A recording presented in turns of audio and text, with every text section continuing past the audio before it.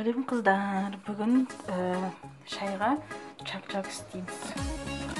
Оны бірінші біз тесто дайындап алдық.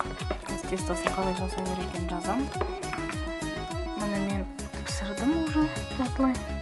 Мындай хрустящий күшті шайға болады. 20 минутта дайын болады. Мынаны бірінші майды қыздырып аламыз. Мынаны майдың ішіне қойып, тоже қыздырамыз бірге.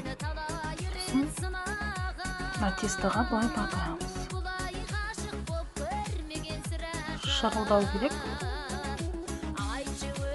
Сосын алып шығып, мынандай болады.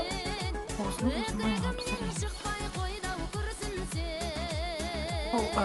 Форма жасайтынымыз қызу керек кішкене.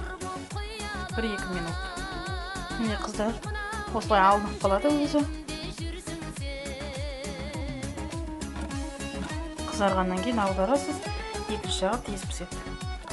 Міне қыздар, осындай формада пісіруге болады.